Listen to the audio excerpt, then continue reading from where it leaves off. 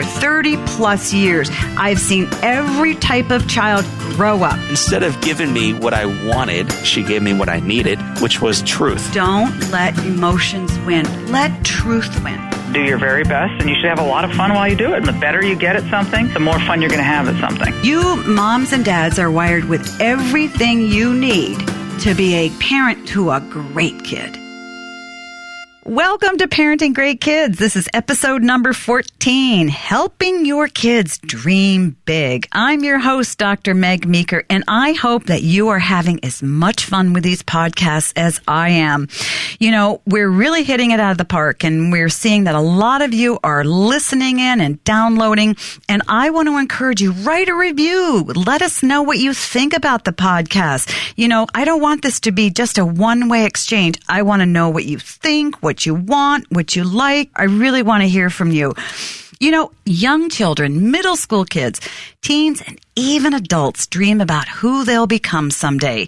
We'll hear a story today about one man's dreams and how pursuing his dreams challenged everything his parents taught him.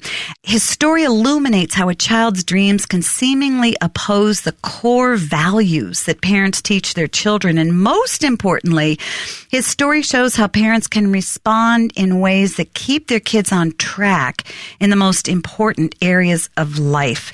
And that man I'll be talking to is my guest, David A.R. White, author of Between Heaven and Hollywood, and producer and actor in the blockbuster movie God's Not Dead.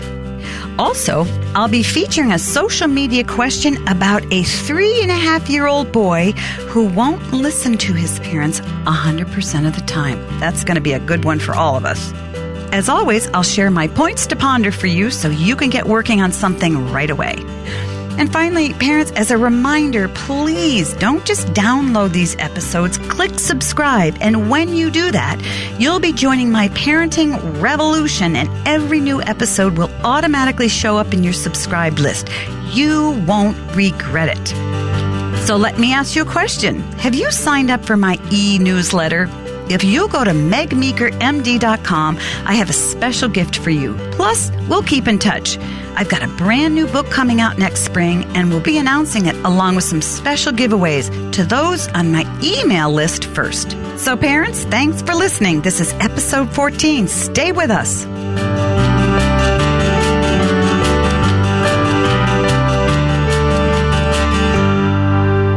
Let's dive in now. Let me share with you my 3 points to ponder. And remember, as I go through these points to ponder, we're going to be talking about how you help your kids dream bigger dreams, because David A.R. White is going to talk to us later about how he pursued his dream and how his parents' role in helping him pursue his dream. And every parent wants to help their child discover their gifts and pursue their dream. Every single parent. So let's dive into my points to ponder. The first is, learn to know your child very well. As you think about what his dreams are and wanting to encourage him to dream bigger and to pursue his dreams, it's important that you understand what those dreams are. And the only way you learn what those dreams are is to get to know your child very well. Listen to their hearts. Hear their dreams. Let them talk.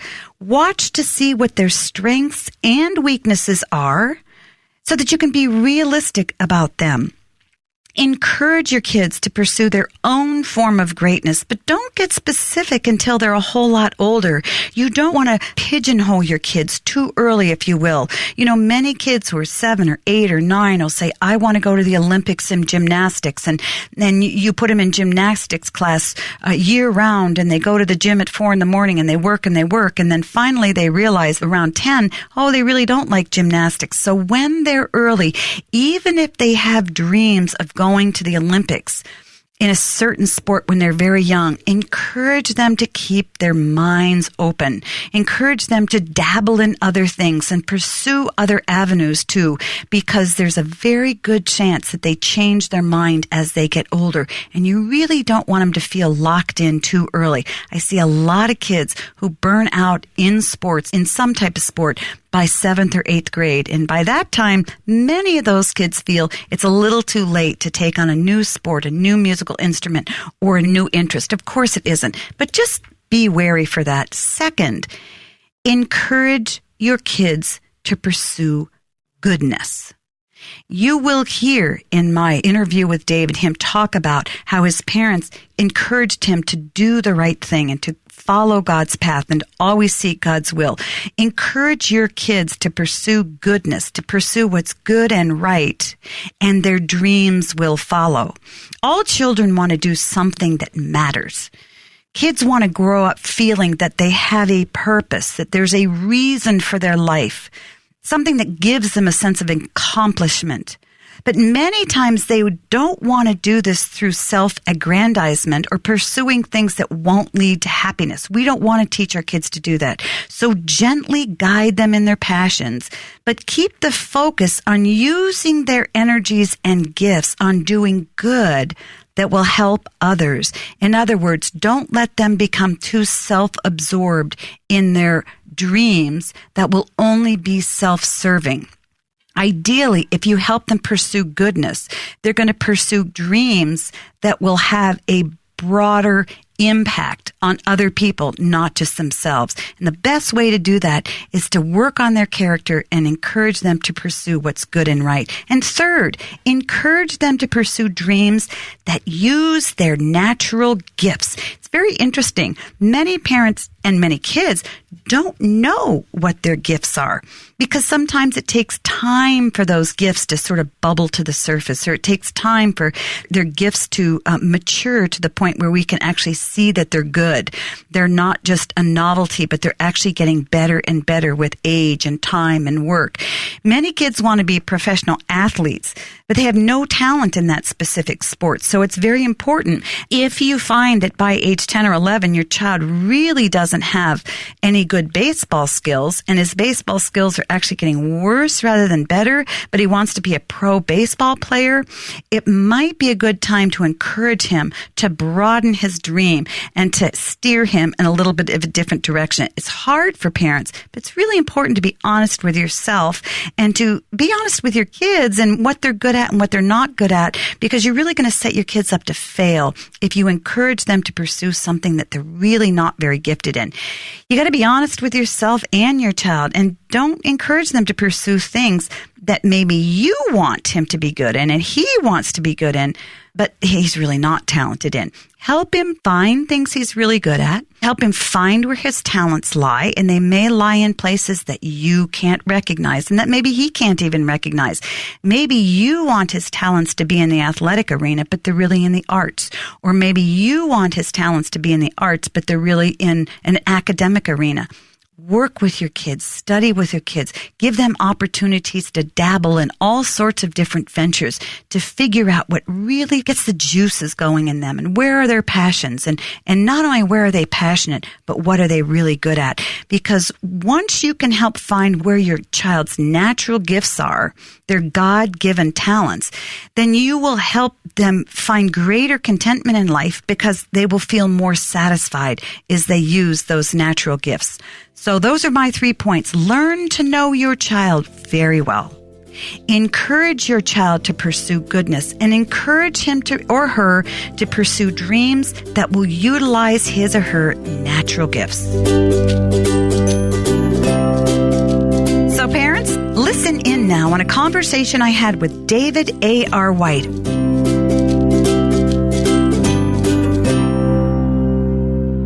My guest today is David A.R. White, and he has a brand new book called Between Heaven and Hollywood. He is the co-founder of PureFlix, and you may know him by his roles in the blockbuster movie God's Not Dead. David, thanks for being with me. Thanks for having me. I appreciate it. You bet. And I really kind of want to talk about your failures right off the bat, because when we, think about you and we think about here's a man who has pursued a dream.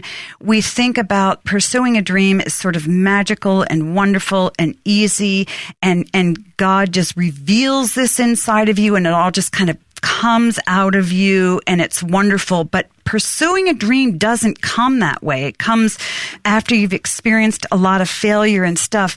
Can you share a personal perspective of a time of when you experienced a personal failure? Nice way to start off, huh? Jump right in. You know what? I think everybody has experienced failure in a lot of ways. There's so often even from when we're young, we have these ideas and these dreams inside of us that we think that we have to look, achieve, do something, very specific.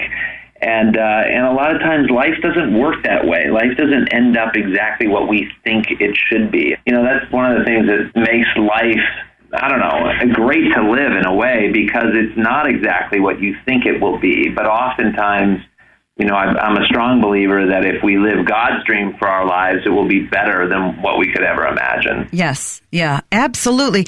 But a lot of people don't want to pursue a God-given dream because they're afraid. What do you think they're afraid of? Well, there's no doubt about it. Oftentimes we're just, the fear is just something that cripples us. I just think that it's funny because, when you're stuck doing something in your life that you'd rather not be doing, for me, I worked on a farm. I'm from a small town outside of Dodge City, Kansas. And, when I was sitting on a tractor, you find yourself thinking most about what you would prefer to be doing.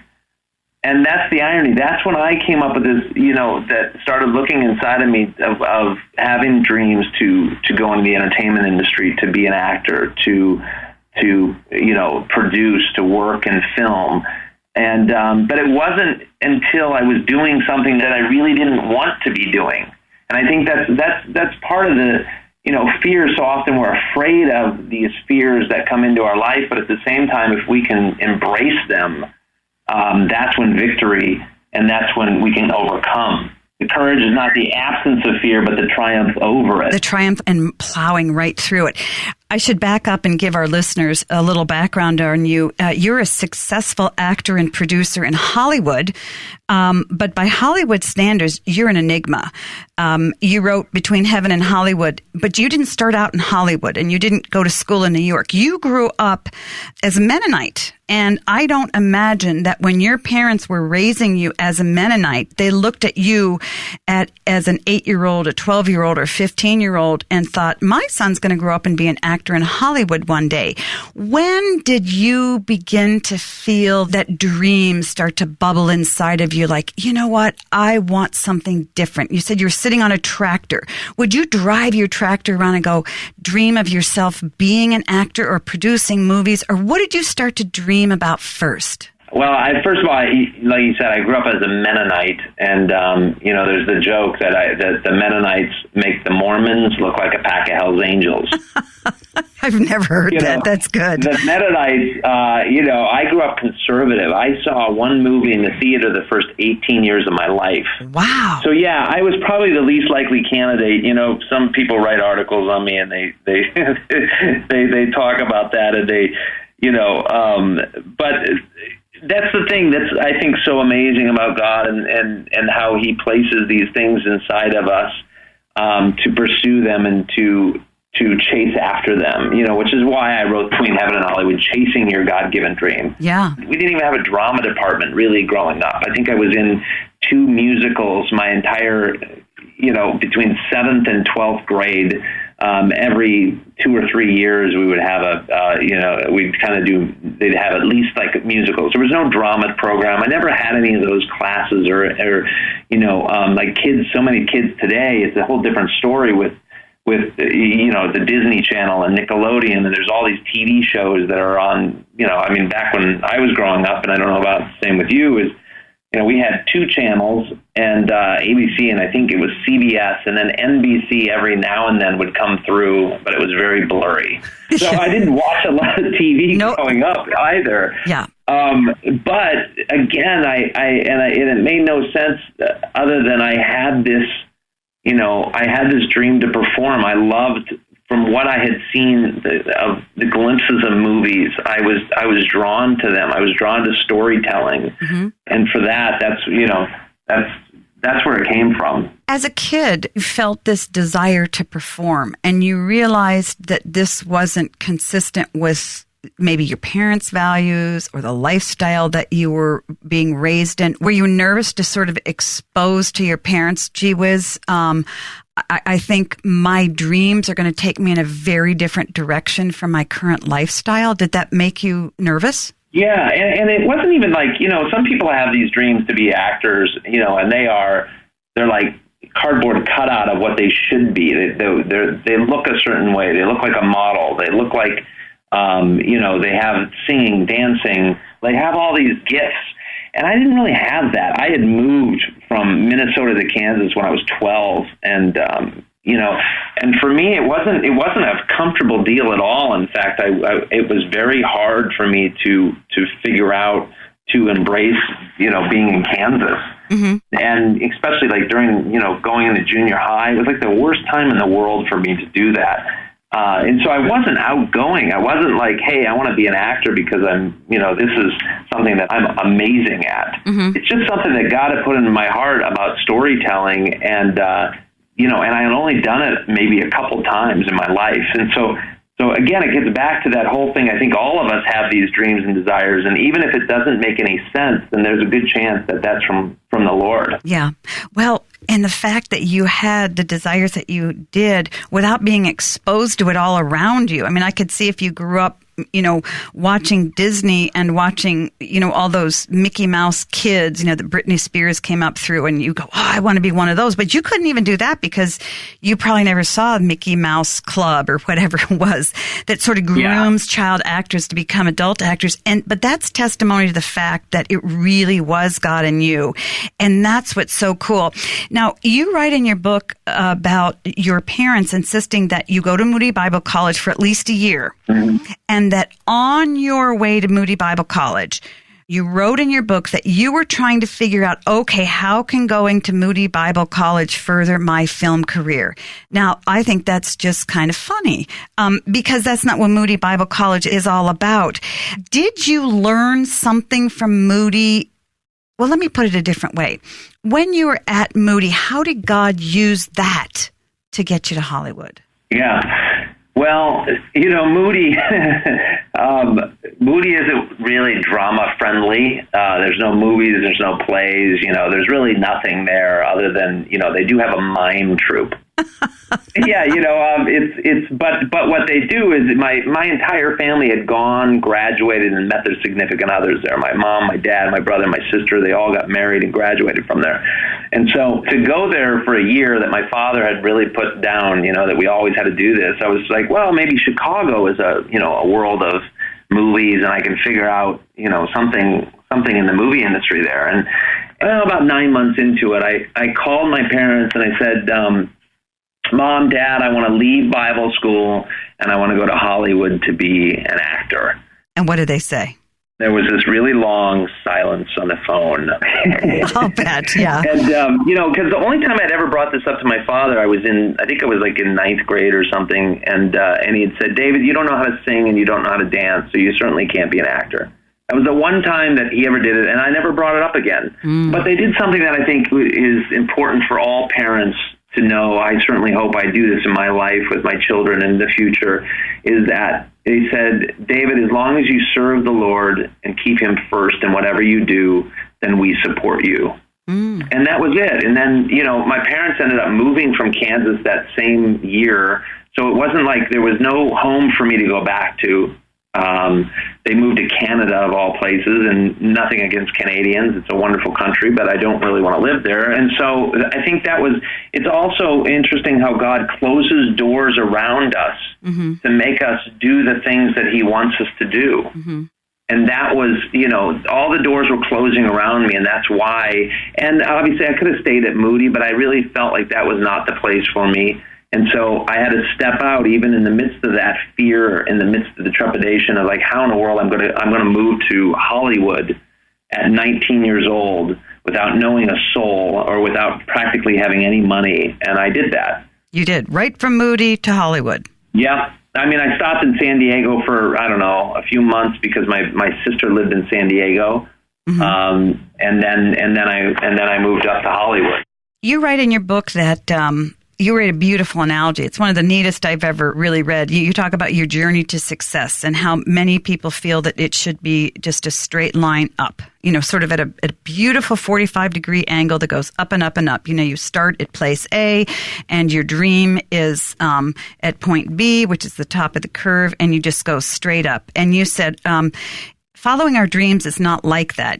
Following your dream was riddled with pain and disappointment and confusion. And you use the analogy of rather than a straight line that just goes up and up, you talk about a string that you tie in a bunch of knots, put it in a ball, throw it on the ground, and trample on it. And that's the way most of our paths in pursuing our dreams go. And I love that because I thought, wow, is pursuing a dream really that messy? And for you, it was after you got to Hollywood, wasn't it? Yeah. The irony is that it wasn't that messy up front. I mean, other than, I'm in Hollywood without knowing anybody. It was amazing how the Lord kind of hooked me up with different people. But I was also blessed 6 months after I was here. The Lord allowed me to go on a hit television show called Evening Shade with Burt Reynolds. Mm-hmm. And I played the best friend. And I went on there with one line. And then Burt developed a character for me and kept bringing me back. And I was on the show for probably 3.5 years, recurring.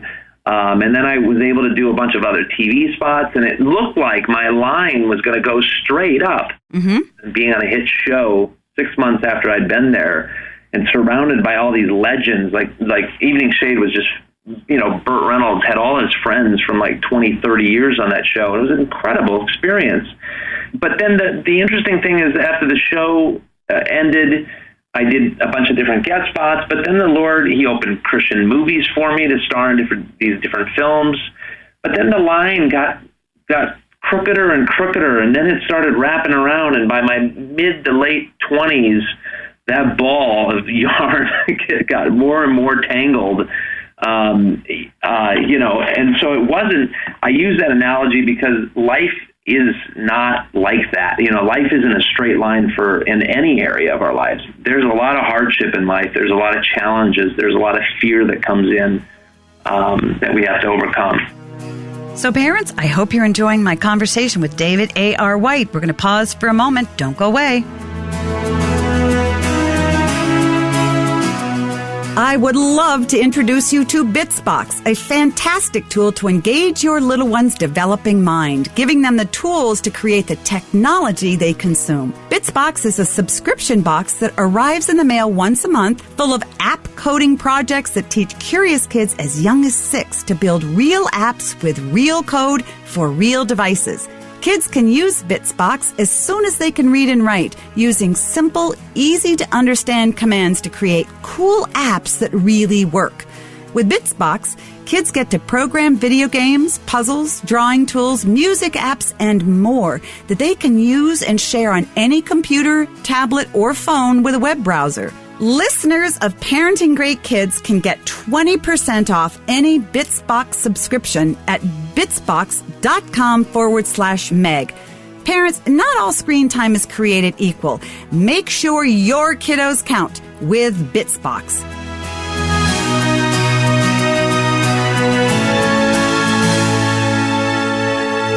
You told me of a great story, and I don't know if you'd want to share it, but you actually got to dance with Madonna, didn't you? Yeah, I did. Can you just briefly tell us that? It's a great story, because I don't even know how you got in there to dance with Madonna. I mean, who gets to do that? It was one of my most embarrassing moments of my life to date, I think. It was in my first year out here. In fact, I think I just had gotten to town at that point, and I had one friend, and he was a dancer. And he had said, "Hey, I'm going to go audition for Madonna's world tour. Do you want to come?" And so I said, sure, and again, I'm Mennonite. Mennonite is my background, so I've never danced before. Like, I didn't go to my high school dances because Mennonites don't dance. And so, but I thought, I mean, if I could even, like, get a glimpse of Madonna, I think that would be incredible. She was at the peak of what she was doing at that point. And so we went there, and I'm not stretching. I'm standing there in boots and a flannel shirt, and like all these dancers are stretching around me, and I look like I'm going to a barn dance. Yeah. And so the person says, when we signed in, when my buddy signed in, they said, "Are you here to audition as well?" And I said, "Yeah." Why not? Thinking, how in the world is this person possibly thinking that I'm in my boots, thinking that I'm going to audition for this.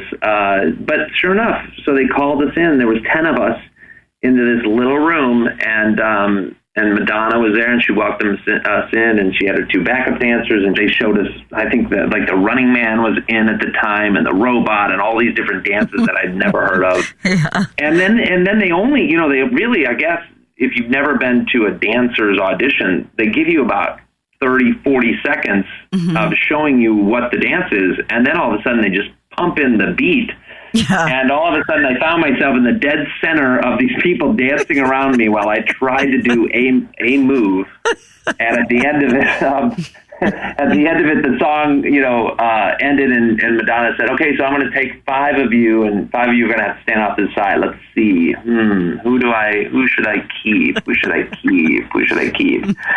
And one of her dancers whispers really loud, "How about the white guy?"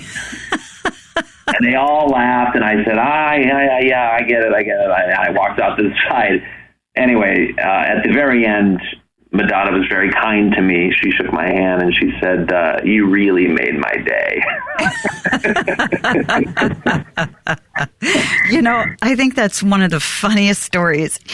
Our path to success is riddled with many odd happenings like that. And I think that sometimes just to not take ourselves so seriously and laugh along the way is so important, because I think God uses humor and funny things like that too, to just sort of say, "Ha ha, I'm really in charge here." Oh, what a great story. Well, thank you for sharing that. We're talking about parents. We're talking about how parents can encourage their kids to pursue their dreams. And you talk in your book about 5 reasons some people never achieve their dreams. 1, the dream was harder than they thought. 2nd, they were indecisive, they lacked self-confidence, they were unwilling to adapt along the way, and they faced spiritual conflict. Who helped you get past all of those 5? Or did you just sort of learn on your own? You know what? The biggest thing I think is that my parents instilled in growing up a love for the Lord, and to follow the Lord first and foremost in everything that I do. To get up every morning, to bend my knee and to say, "Father, you take my dreams, you take my passions, my desires, all of this, and you do with them what you will." And so from an early age, I did that. And even though a lot of them, like you were saying, didn't make sense, the day was not what I really wanted to do, I did it. And I did a lot of odd and end jobs throughout my time, both in Kansas and Chicago, and then in Los Angeles. But I made, in the book I talk about the different mistakes that I made along the way, and hopefully that this book inspires people to be able to sidestep some of those issues. But, no matter what in life, a lot of times the things that we, as kids, we do, we're innocent in one way, which is great, because it allows us to do, I think, we don't think about the consequences sometimes. But at the same token, I think this book will help, hopefully, cut down on some of those mistakes that you would have to make. And I think one of the things that it did for me, David, because no matter how old you are, you're still living a dream. You still, you want to get to a place that you sort of think is impossible. And it doesn't matter really what that goal is. A dream is a dream, and everybody's dream is very personal. And I think what the book did for me, however, was encourage me to keep going. which is what you really need when you're pursuing a dream, because sometimes you do end up sort of feeling like an idiot, or you do end up doubting yourself, or you do end up thinking, is this really what God wanted me to do? I mean, this just doesn't make any sense. But I think as a parent, wanting to encourage your kids to pursue their dreams, I think it's really important that we as parents sort of help our kids figure out what are the things that you want to do, and what are the things that God wants you to do. And obviously, if you figure out what God wants you to do, that's the best for you. That's where it's really all going to work.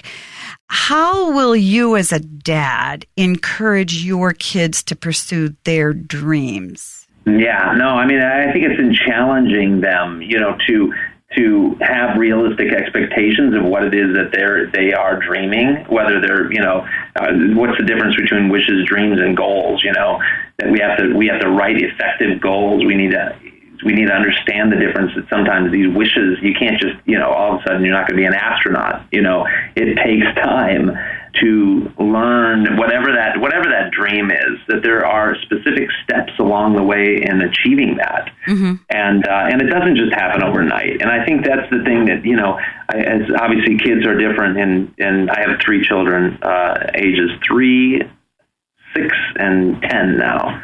And so, I haven't slept in close to 10 years. Oh, yeah.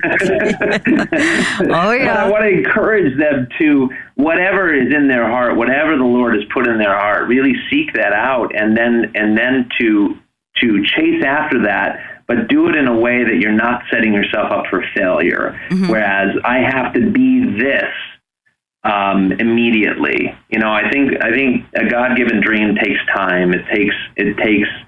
God wants us to persevere. Yes, and to persevere and keep at it. And I think from a parent standpoint, I can only think of your parents who maybe they didn't say it, but if I were your parents and I had raised you as a Mennonite and I wanted you to go to Moody Bible College to meet your spouse and to get on this, good track in life, and I saw this desire in you to go to Hollywood, which was the antithesis of everything that I believed in and liked and wanted, I would have been pretty scared and felt, oh my gosh, my son is going down a bad path. But it really wasn't a bad path. It was the path God wanted for you, but it just didn't look like that to them. And so I just want to encourage parents out there too. Often what God has for your kids is very different from what you want for your kids. And we've got to be able to embrace that and sort of say, okay, maybe you are to do something that is very, very foreign to me. And I just love the way your parents encouraged you. They just said, kind of keep your heart in the right place and it'll work okay. Yeah. I think that's a real challenge for a lot of parents to do because it's very, very hard. You live in Hollywood, filled with glamour, a lot of money, a lot of fame, a lot of values that I'm sure, you're not particularly keen on. A lot of parents aren't keen on them, even living in there. How do you raise your kids and help them keep their wits about them out there? Yeah, it's an interesting thing because, as much as one of my first jobs was rock picking in the in a field, picking rocks up.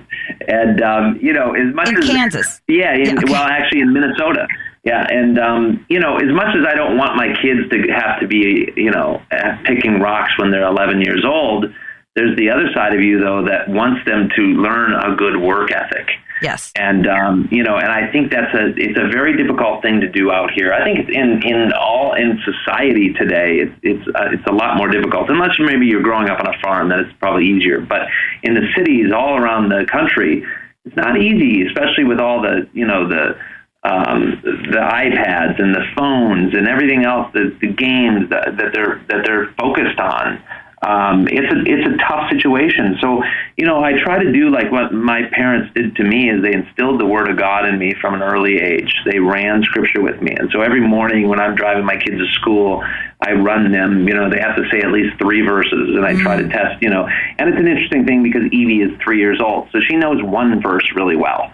So trying to get her to say another verse is difficult. But the 6-year-old, my Ocean, is she's she's really expanding her verses. And then my 10-year-old, of course, knows a lot more. And so it's like trying to instill that God's word in their heart from an early age, that they won't, you can look to the left, you can look to the right in so many different areas of your life, but just stay on the right path. Yeah. And with that, obviously, then you lay out the goals along the way that they can achieve to accomplishing the dreams that God has for them. Yeah.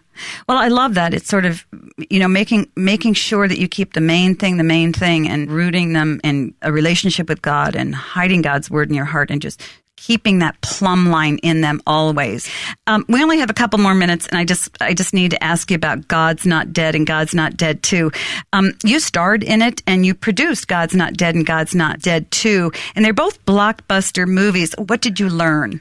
Well, obviously God's Not Dead 1, when it came out, it was an interesting thing. I learned about the faithfulness of God, and really we felt called to do an apologetic movie, something that that we felt was important for our time, and that was the whole startup of God's Not Dead. And then we as a company, we had been in business for about 10 years, and we had been doing DVD movies mostly, and we had really believed that God was leading us to this next step of theatricals.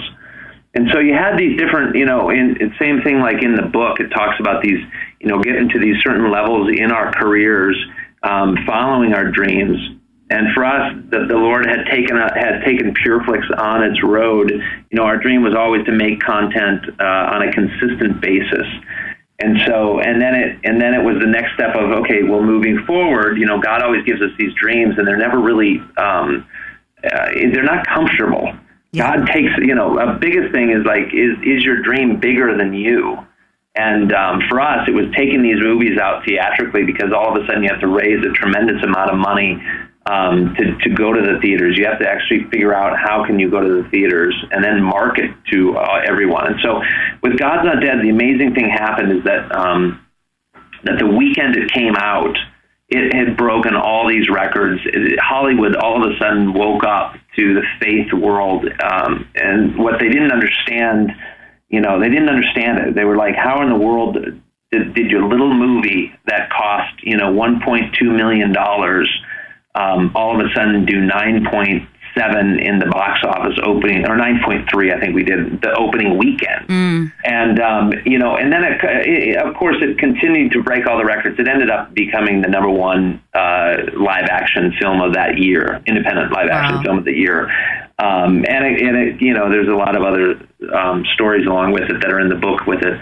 But what was amazing was that it was the faithfulness of the Lord that we had, I think for 2 years with PureFlix, we did not have a salary just to keep our doors open. And so, my wife and I and my partners had to sell everything we had to sustain our company, that we really felt like the Lord wanted us to keep going. Wow. And then here we are, God, again, it was like the faithfulness of the Lord. And I saw it in my life many years before, moving to Hollywood and having that dream. And then here I did, the Lord had given us this dream to do this production company this specific way here in Hollywood. And nobody had really ever done it before, or had done it successfully and been able to keep their doors open for very long. And all of a sudden, the Lord then just blew open the doors with God's Not Dead. And so I always come back to the faithfulness of the Lord over many, many, many years of doing what I felt like He had called me to do for such a time as this. But what strikes me, David, as you talk, yes, He's incredibly faithful to you, but you were to Him as well. You gave Him easy material to work with. I mean, selling everything you have to keep this alive takes a lot of faith. And I think there are a whole lot of people out there who are listening to you who'd say, oh, that's good, but gee whiz, I don't know if I'd go that far to, pursue what I believe God wants me to do. But I think that pursuing your dreams often requires that kind of faith from us, and that's hard. It is hard. It's not easy, but again, I truly believe that if you live God's dream that He has put in your heart. Now, again, you have to figure out that if it's from the Lord or if it's just something that is man-made that that you're craving inside of yourself for yourself. But if it's truly from God, then I believe that He will not allow you to fail. What great wisdom to end on. We are out of time, and I need to say, David, that I am certainly glad that being a mime didn't work out for you, and I'm very glad that you were a Madonna choreography dropout, because you are inspiring a whole lot of people out there today. And I hope that all of our listeners are inspired by your story of God's faithfulness to you, your pursuing a dream, and of your faithfulness to God. So thank you so much, David. Thanks for having me on. I appreciate it. You bet. My guest has been David A.R. White, author of Between Heaven and Hollywood. And David, how can people find out more about you or get a copy of your book? Yeah, you can always get information on me or whatever we're producing or working on at davidarwhite.com. And the book, of course, it's available everywhere, or ordered on Amazon, or going to Christian bookstores, or even the mainstream ones. Wonderful. A great read, highly encouraging and very inspiring. And so I really highly encourage all of our listeners to get a copy and read it. Thanks so much, David. It's been great visiting with you. You too. Thank you. All right, let's get social. I want to hear from you and interact with you. You can find me on Facebook, Instagram, and Twitter, or you can go to megmeekermd.com and click on the links. You can send me a question on Facebook or email it to me at askmeg@megmeekermd.com, or send me a tweet at megmeekermd. I have a terrific question here from Jason, and Jason writes, Hi, Dr. Meg. I've got a great 3.5-year-old son. He's full of life, he's got lots of energy, and he's a great kid. He does a good job of responding to his mother and I about 90% of the time, so it's the other 10% that I wanted to ask you about. At times, it's like he's completely zoned out. Usually when it's time to clean up or stop playing, he gets engaged in what he's doing and won't respond to us, like he doesn't even hear us. We get to the point where we have to yell his name just to get him to look up from what he's doing. So I guess I'd like to know if zoning out is normal behavior for young boys. Thanks. Jason, I would put money on the fact that your son is your first child, because once you have a 3-year-old like this, and then your second 3-year-old, you will look back when you have your second 3-year-old and go, wow, was I lucky with my first 3-year-old. Having a 3.5-year-old who responds well to you 90% of the time is extraordinarily good odds, because most parents would say 3-year-olds respond well to them about 50% of the time. So Jason, you're in really, really good shape. Here's what's happening. Your son engages in what's called parallel play. In other words, he's not in an age where he wants to interact with other people and play games a lot. In other words, he likes to play by himself with certain things, and he gets very immersed and engrossed in what he's doing. Whether it's a game, whether it's a video, whether it's playing with his trucks, it doesn't matter. He gets lost in that play world all by himself. So that's why he's not listening to you. He's just having a lot of fun. So this is what I would encourage you to do.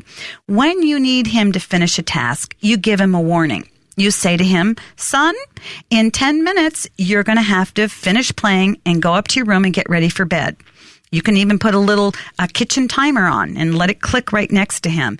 When there's 5 minutes left, 1 minute left, son, 1 more minute, the dinger's going to go off pretty soon, and when it dings, it's time to go up and go to bed. So you need to give him warning and gently work him out of his play trance, if you will. A lot of this is behavioral. A lot of this is age appropriate. You have a very healthy, normal, wonderful 3.5-year-old boy on your hands. And aside from just trying those warnings with a kitchen clock or giving him warning when he's going to have to transition from playing to doing something different, you're in great shape. Just enjoy your little boy. As always, parents, keep sending me your questions at askmeg@megmeekermd.com, or send me a tweet at megmeekermd. Friends, helping kids pursue their dreams can be frightening for parents. It means learning to see who our kids really are, who they want to be, and helping them find their way to use their natural gifts for the good of others. It's tricky. It's a daunting task because it requires good parents to know their kids really well, and for us to be open to the possibility that our children may grow up to be someone that we didn't anticipate. In other words, helping kids pursue their dreams, not ours, at times can feel disappointing for us. And I bet that David's parents at some point might have felt disappointed along the way while he was pursuing his dream. But good parents must let go of their agenda in order to let their kids' real giftedness shine. Friends, this has been a great time, and I hope you've enjoyed it as much as I have. I'd like to thank my special guest, David A.R. White, for talking about pursuing his dream. And as we parents go forward and think about what we can do for our kids, let me recap my points to ponder. Learn to know your child very well. Encourage your child to pursue goodness, and encourage them to pursue dreams that use their natural gifts, not just the gifts that we want them to have. So friends, remember, great kids are raised, not born. We hope you've enjoyed listening to Parenting Great Kids. You can like Dr. Meg on Facebook and follow her on Twitter at MegMeekerMD. Just as a reminder, go to megmeekermd.com and sign up for the newsletter for giveaway opportunities and updates so that when her new book comes out, you'll be the first to know. And don't forget to share the podcast, write us a review, and click subscribe.